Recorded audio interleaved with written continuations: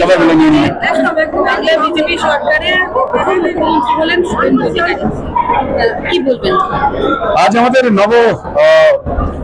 নির্বাচিত বিধায়ক নেতা, বিরোধী দলনেতা থেকে লড়াই পরিশ্রম দলের বিভিন্ন স্তরের যারা কার্যকর্তা, তাদের আশীর্বাদ, তাদের প্রত্যয়, ভারতীয় জনতা পার্টির দলের অনুশাসন রীতিনীতি পরম্পরা,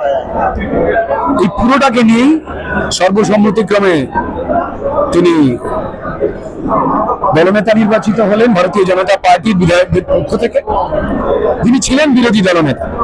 ওয়ান্ডারফুল পারফরমেন্স জানিয়ে বিরোধীরা একটা শব্দ কিন্তু বলতে পারেন, এবং প্রত্যেকটা মুহূর্তে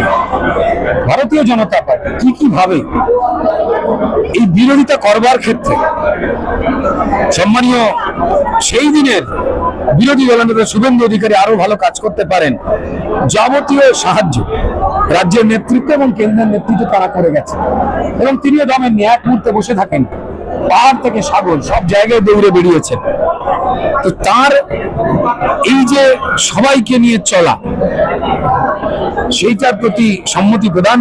করলো দল, এখানে দলই সব থেকে বড়, এবং সম্মানীয়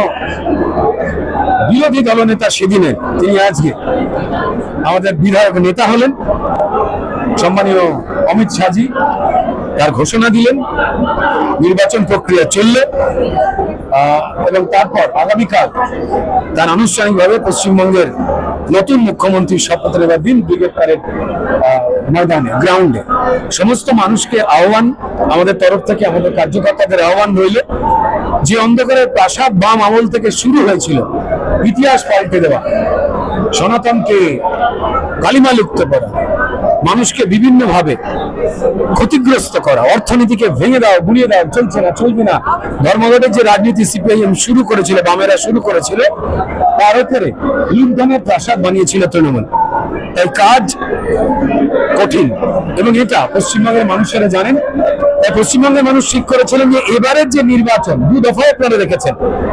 মানুষ ছুটির দিন হিসেবে কাটেননি, তারা পরিষ্কার নিজেরাই জাগ্রত হয়ে গিয়ে প্রমাণ দিয়েছিলেন এটা ভোট নয়, ভবিষ্যৎ, আর ভবিষ্যতের দায়িত্ব তারা তুলে দিতে চেয়েছেন ভারতীয় জনতা পার্টির কাছে। তাই আমাদের প্রত্যেকটি বিধায়ক শুধু নয়, আমাদের প্রত্যেকটি কার্যকর্তা যারা মন্ডল স্তরে, যারা শক্তি কেন্দ্র স্তরে, যারা বুথ স্তরে কাজ করছেন, তারাও কিন্তু কি করে যে কাজ বাকি রয়েছে তার অনুসন্ধান করা, লিপিবদ্ধ করা শুরু করে দিয়েছেন মানুষের সঙ্গে কথা বলে। এরপর প্রক্রিয়া শেষ হয়ে গেলে সরকার গঠনে সেই কাজগুলো শুরু হয়ে যাবে। শিল্প গঠনের